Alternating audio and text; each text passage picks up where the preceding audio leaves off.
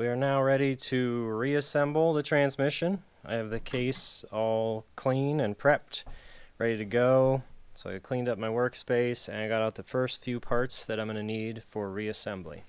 Pay close attention when you install the idler shaft that the notch in the shaft is oriented correctly. This shaft has a little line on the back that helps you know when it's straight up and down. That is what accepts this locking tab. And the reason that's important is because the other shaft also has a notch in it, and they have to fit together perfectly like that, and they're at a bit of an angle and go in the transmission like that. So if you have one of these rotated like that, this locking tab isn't going to go in correctly. And once they're in and seated all the way, you'll have to drive them out to turn them. So you don't want to do that. So just watch as you install them. Make sure they are parallel to each other, and we'll allow this tab to go in. Let's get on with it. So take your gear. I have this full of good clean oil, and we want to keep everything lubricated and nice and slippery as it goes together. So the gear, this is the back of the transmission. The flat side of the gear goes in this little slot, and then simply slide your reverse idler shaft in, keeping in mind where that tab is going to go. So you can kind of hold it like this and get your head down here. It's a little hard with the camera, and that looks really good. I'm not going to put it in the whole way right now. I'm just going to tap it about like that until I get my other shaft in. That way, if I do have to turn it a little bit, I'll be good to go. Everything is done from the back of the case now as we drive forward.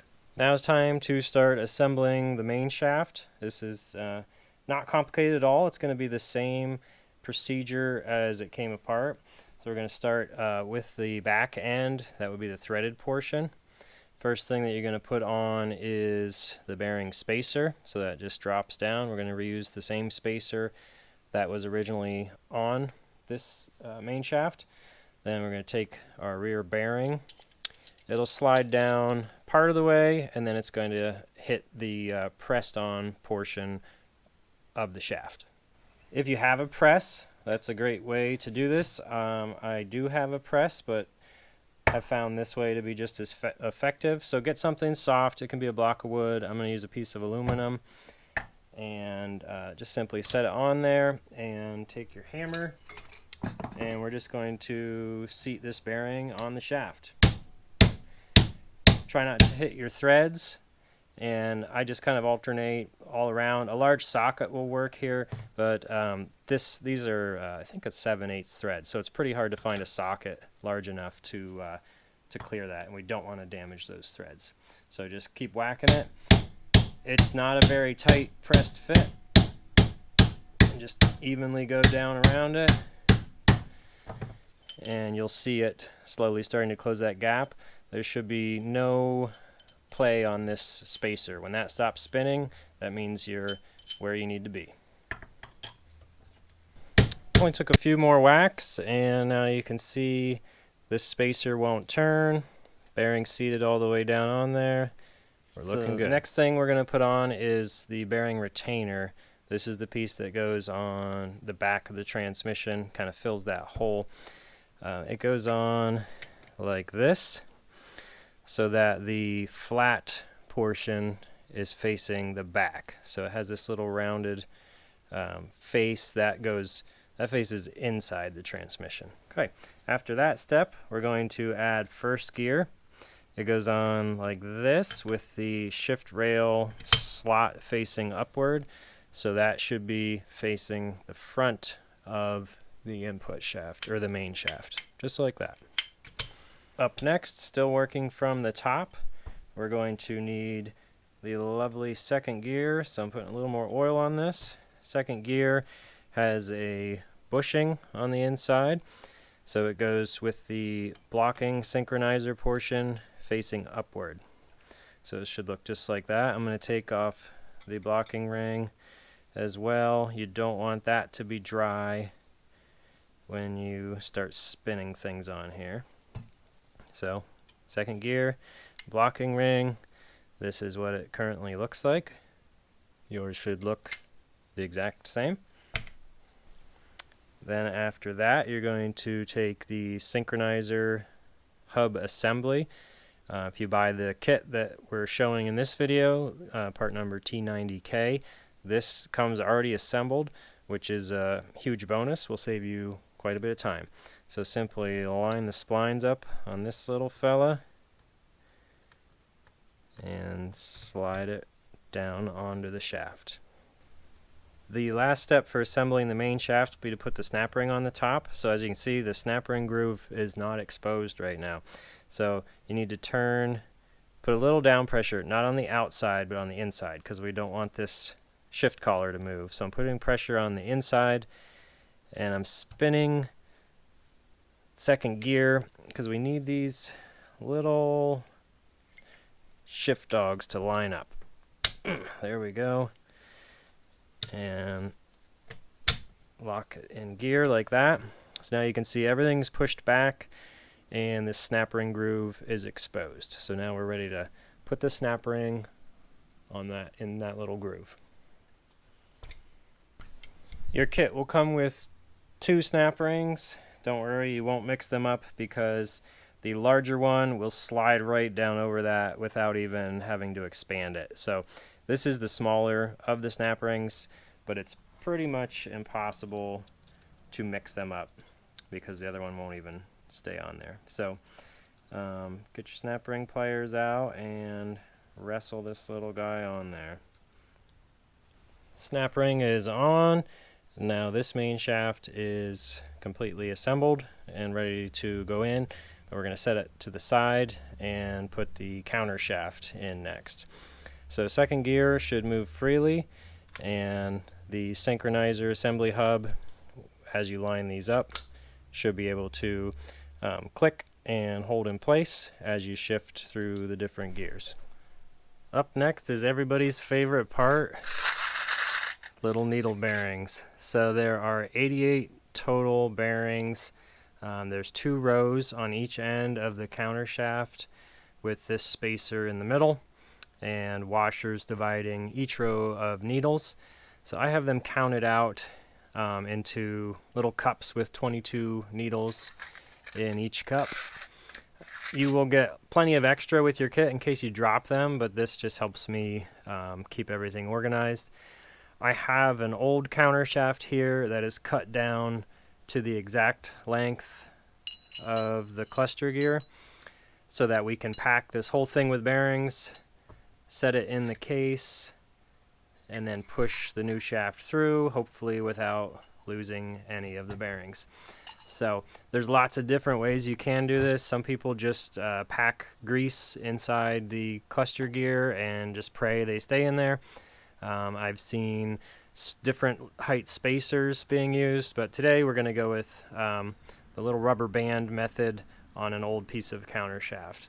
You can use anything that's 3/4 inch in diameter, whether it's a little piece of pipe, broom handle or wooden dowel, or any other piece of material. I'm just using an old countershaft because it's what I have here and it's the perfect diameter for the spacer and everything else that we need. So this is a tedious task. I'm going to show you the first row and then kind of speed it up and get through to where we start packing the cluster gear.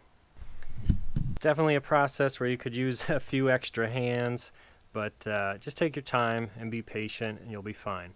So start with one of your new washers, slide it down here, put a rubber band over the shaft, then I'm going to use a little pick to kind of just hold under the rubber band, get one of the cups, and this is pretty self-explanatory. You're just going to start feeding the bearings. Once you get one started, you might not need the pick.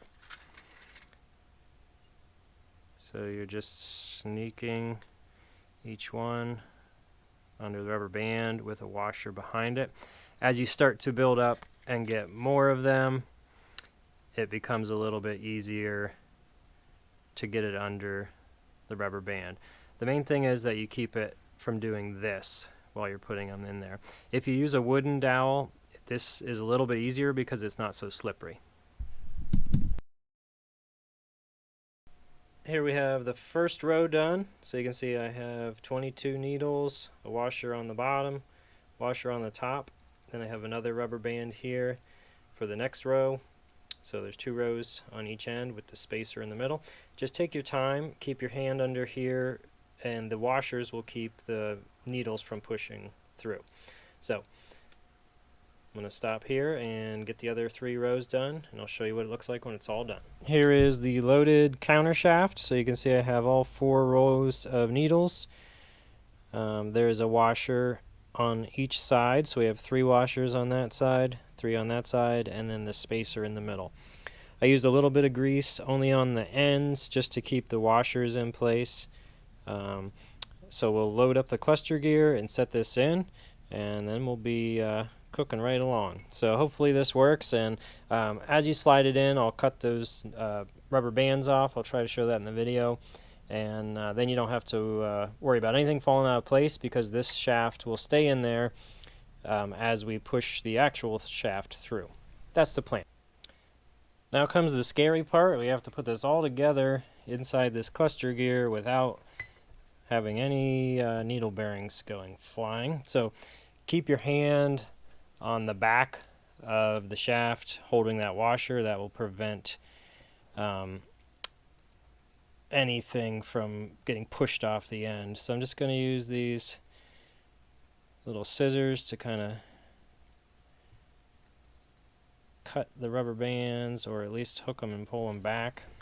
So make sure they're well on their way into the gear before you pull the rubber bands off. So far so good. The biggest trouble I'm having was cutting the rubber bands, so I just got a razor blade. So I have the first few rows in, and I haven't lost any yet. Last 2 rows are starting, so I'm going to push that rubber band back, and these little bracelet bands, I guess is what they are pretty darn tough. Oof. So that's really this is a new method for me. So far the only problem I've had is just cutting these silly little bands. There we go. We're on the home stretch, so now I can feel the other end starting to come through, and boom, flip it up. So I can push it up and pull the top washer off. Yep, they're all in there. They're in the right spot. I cut this shaft so it's just below flush on the end, so that the washers so that I'm not going to hold the washers on here. I want to be able to slide this right down. On the back side of the countershaft is a thrust washer with 2 little kind of tabs that locate it. And you'll notice the front of the gear has matching little tabs. So I have a little grease on there. The copper side goes towards the transmission case, or brass, I guess. And a little bit of grease will hold that on there. And you want to make sure that your shaft doesn't fall out, so always support it with one hand when you are lifting it up. Then on the transmission case side, there's another washer with a little tab, and I'll show you where that goes in a moment. Then on the front side, where the larger gear is, you have a larger thrust washer with a little tab, and there is a notch inside the transmission case that locates this little tab. So I'm going to prep the transmission case by putting a little bit of grease down in here. There's a very large slot in the case where this little tab will go. It's kind of hard to miss. It's towards the top. So it should just look something like that. And you always want to make sure the brass side is facing the surface that's going to be spinning, so the tab holds this in place and the gear spins onto it.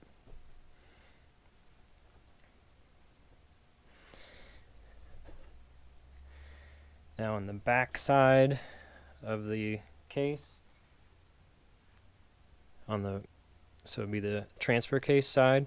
This tabbed washer, we're going to throw some grease on it. And that goes in right down here by the reverse idler. Not sure if you can see all the way in there. It's right there with the tab facing upward. Right in the back of the transmission. Now comes the intimidating part. We have to set everything together, set the cluster gear in here without losing any of the washers or bearings. I'm going to take a little piece of a shaft here and feed it in the front to hold that front washer in place. You have to make sure it doesn't protrude past the washer at all, because then the gear won't fall in. And then in the back, I'm going to take another piece, a leftover piece of a countershaft, and put that in the hole, and that will hold that back washer in place. And then I'm going to carefully, so I still have the thrust washer on here, I'm going to put a little bit of oil on it just to help it slide, and a little bit of oil on the front. And so remember, this is the front of the transmission. That's where the larger gear goes, and I'm going to support this back part with my hand to make sure that none of the bearings fall out, and just carefully set it down in here, making sure that my washers all stay where they belong. Countershaft is all done, so the case is pretty much ready for the main shaft. So next we're going to prep the input shaft to get ready to install that in the case.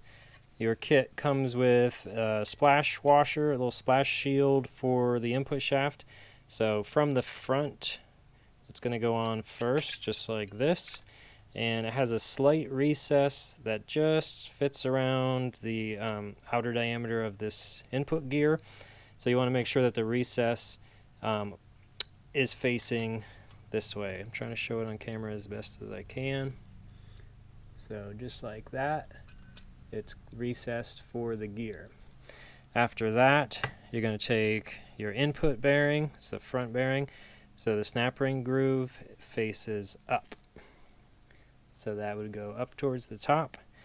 Slide that down over, and then I'm going to set down a block of wood.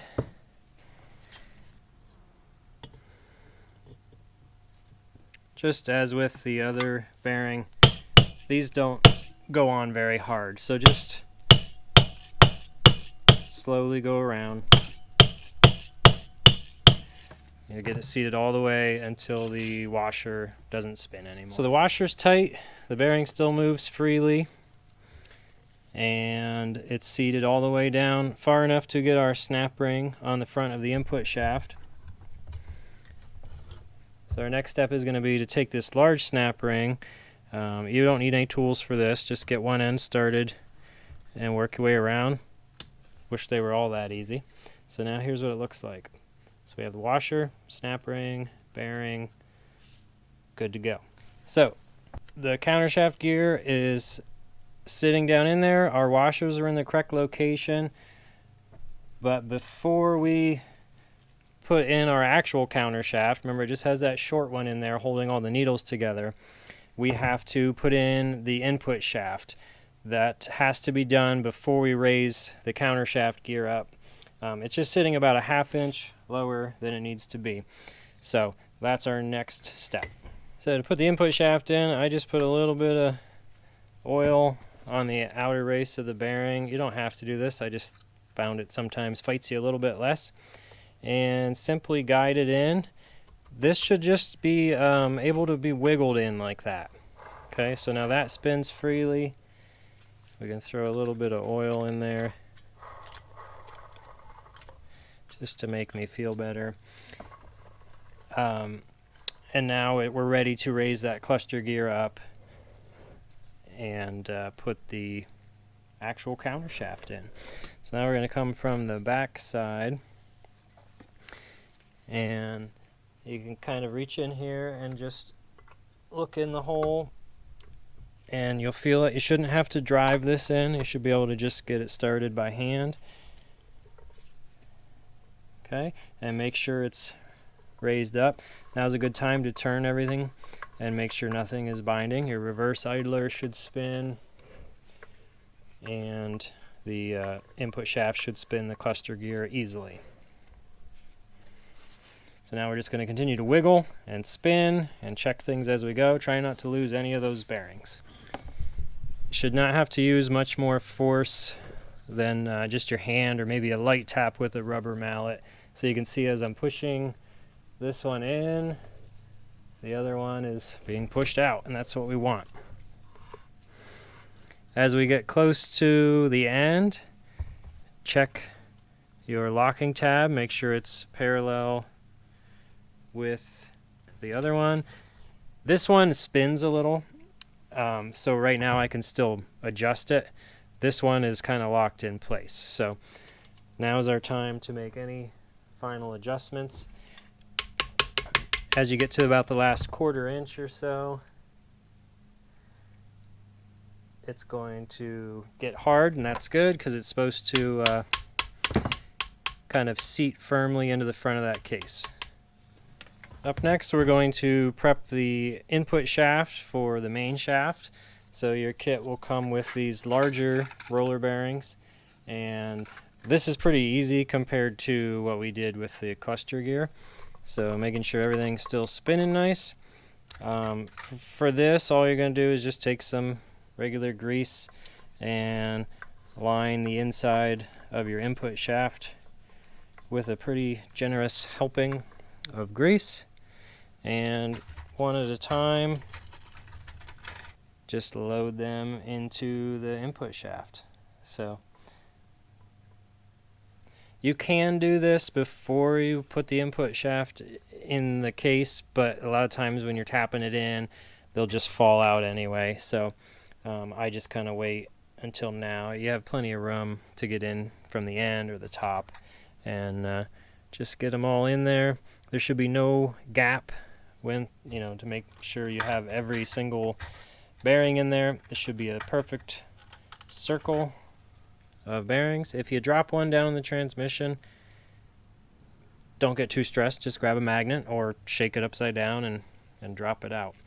So I'm going to just take a minute, put those in, and then we'll be moving on. As we prep to install the main shaft, take your input shaft and give it a wiggle, and you'll see it pull out from the snap ring. The more space we have in here to do this, the easier it's gonna go. So just give it a little wiggle. You might gain 1/8 of an inch or so, and spin it around.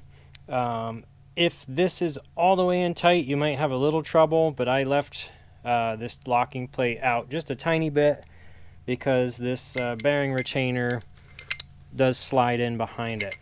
So take this shift collar and slide it forward as much as you can without it actually coming off of the hub. That'll give us a little more room to get it down inside here. Make sure your blocking ring is on your input shaft, and now it's just kind of a wiggling act, and kind of learn as you go here.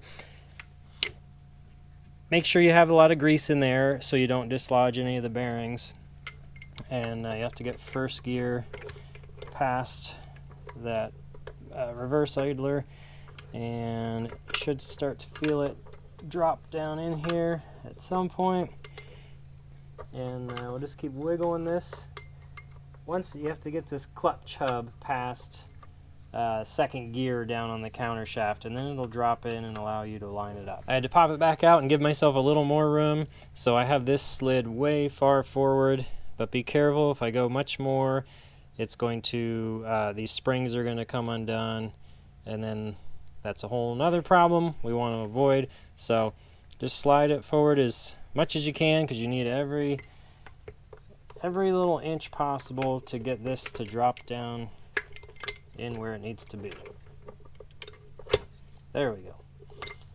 And you'll feel it go into its home. Make sure your bearing retainer in the back is dropping down,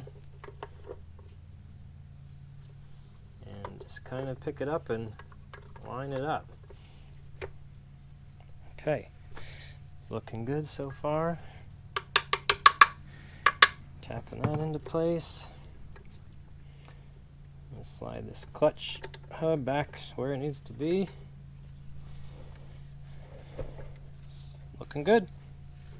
We're on the home stretch now. The main shaft's in, input shaft's all good. The only thing left is the snap ring. You can do this before you put the main shaft in. It's totally up to you. So this is the larger snap ring that comes in your kit.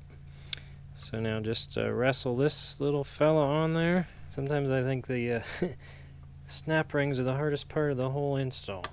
There we go. So that's how you'll know your bearing's seated all the way. That snap ring should fit in there just right.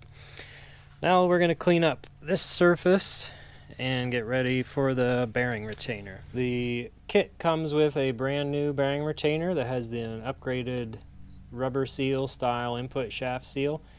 So when you install this, make sure that your oil drain lines up with the oil drain on the case and that your clutch pivot ball is on the driver's side. Use the included gasket, which is cut out for the drain and the bolt holes, and just slide it all together.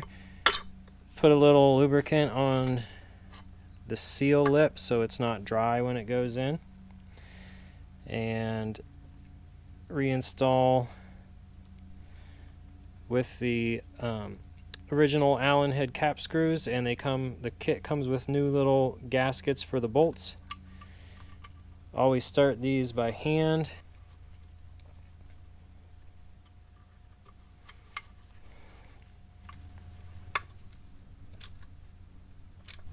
In addition to the supplied gasket washers, I put a little bit of thread sealant. I cleaned the threads with brake clean and put a little sealant on there because these transmissions have enough trouble keeping oil in them when everything's perfect, so we got to try to help them as much as possible.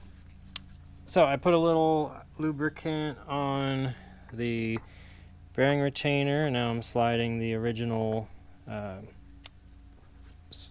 throwout bearing on the shaft. Install the spring.